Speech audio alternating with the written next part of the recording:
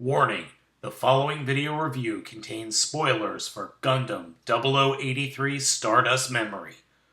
You have been warned. Hey gang, today we are taking a look at Gundam Figuration RX-78 GP04G Gerbera. Yeah, say that 10 times fast. So let's go ahead and take a look at the thing. Some assembly is required. The GP04G was supposed to be the fourth Gundam unit that debuted in 0083 Gundam. Instead, the plans were stolen by a rogue faction, and they were taken from Anaheim Electronics before the Gundam was actually built. Instead, it was developed into the Gerbera unit that was shown at the end of the series, and then promptly got blown away in one shot by the GP03. Now, this unit does come with a base set, 2 beam sabers, a whole lot of Gundam parts, and a bunch of not Gundam parts.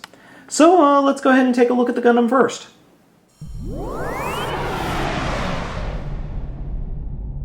And here we have the completed unit. Now, the unit does come with several different types of hands. Right now I've got 2 different types of grabby hands connected.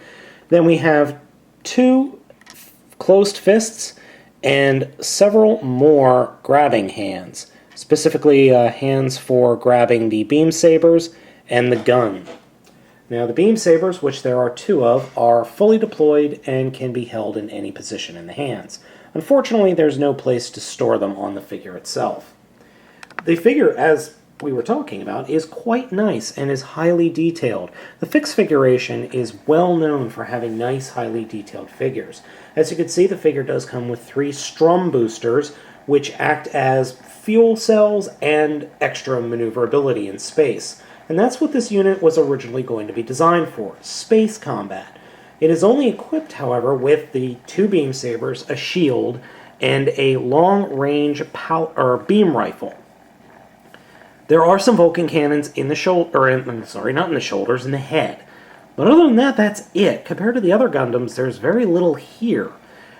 Now, it has been theorized that this thing is just as fast as the GP01 full Burnian, but it's never been tested since this unit was actually never constructed.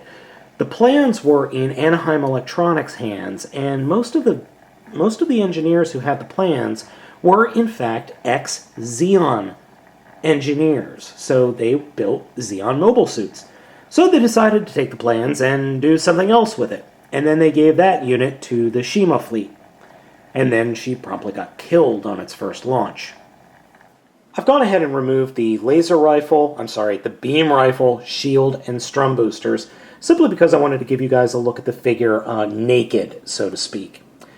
It is a nice looking figure and is very, very reminiscent of the GP01 full Burnian, or just the GP01 word I really can't pronounce. It's a good-looking unit. The head of the unit is iconic Gundam, so not losing any points there. It is a small figure, though. Here he is next to the Red Ninja from the current G.I. Joe Retaliation toy line. It's not a very big figure at all. Posability of this guy is very, very good. Ball joint in the head, though it is limited due to the size of the head. Swivel joint in the shoulder. Ball joint then connected there. Swivel joint below the shoulder. Almost 90 degree bend in the elbow. Not a ball joint, but a pin and ball joint here in the hip. Swivel in the knee. Swivel on the thigh. Almost a 90 degree bend at the knee. And a nice flexible joint here in the foot. And I say ball joint, but that's not really accurate.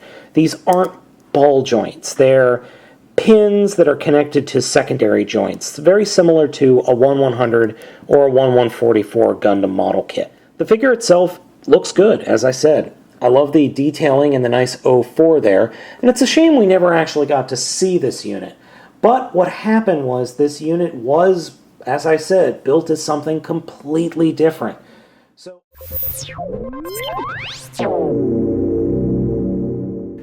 I present to you the AGX-04 Gerbera Tetra. This is a nice looking mobile suit, if not a little bit crazy. It does come with several different fixed armaments, including 4 100mm machine cannons mounted in the arms. That's these little black spots you see on the arms right there. 2 beam sabers stored in rechargeable racks in the hip armor, carried in hand use, so again, you get these guys. And then it comes with a beam machine gun. I personally like the look of this unit a lot. I think it's a great looking unit, though the toy, however, has some severe handicaps. Specifically, it is excruciatingly top heavy, and that's due to all the thrusters you see on the top there. The other issue, well, the issue is stability, plain and simple. And I don't just mean the stability of it being able to stand, I mean the stability of the parts. The parts on this have a tendency to pop off very easily.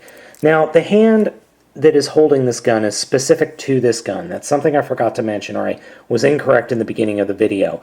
There is a little gun, there's a little grabbing hand that looks like it's holding a trigger. That is specific to this beam machine gun. The other issue, like I said, was stability of the parts. And that has to do with the arms.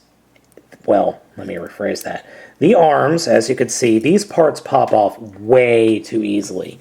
So whenever if you try to hold a beam saber, for example, okay, we're just going to put a beam saber in, and just kind of put the beam saber, okay, get in there a little bit more, and oh, it fell off. These forearm bits just pop off at the drop of a hat.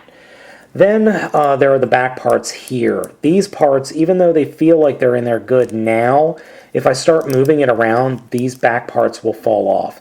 The same for the front parts here. Other than that, the rest of the unit holds together pretty well. I wanted to give you guys at least a look of this unit holding beam sabers, because I think it looks better with the beam sabers rather than the beam machine gun. I just like the look of it with the sabers a lot more. Posability here is much more limited than it was in the Gundam mode, simply due to all the stuff. Now, there is some mobility here with the thrusters, but it is ultimately limited by the way it plugs in. So you can have it pointing down, or you can have it pointing up a little bit more. Head articulation, even though this is a ball joint, the head is severely limited, partially due to the design and, well, it doesn't have a lot of more places to go. Shoulders can move again, and then you have the same mobility here in the arms because it's the same arms. Legs are somewhat similar.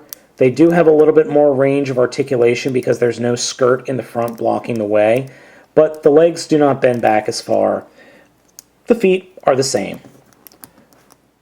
When all is said and done, this is the way I like to display the Gundam more than anything. I just really like the Gerbera outfit and build, but the Gundam head just makes it for me. I wish I had another one of these sets so I could paint the arms and the head red, so you could have kind of a Char Aznavour Gundam look going. Overall, the Gundam Fixed Figuration 0010 Gerbera Custom from Bandai is a lot of fun. There are some major issues, which I've highlighted, but I like this unit. I think it's a lot of fun. I wish it was a little bigger, and the plastic really hurts your fingers after using it and fiddling with it for a while. And you do have a lot of custom options, especially with a parts pile that big. I like this unit, and I like the fixed figuration in general. However, I do have a couple of fixed figurations that aren't really all that good, and I will be covering them at a later date, but for right now, if you can find this one for cheap, I would go ahead and pick it up. Right now, it's going on eBay for about anywhere between 90 and 140 bucks, so good luck.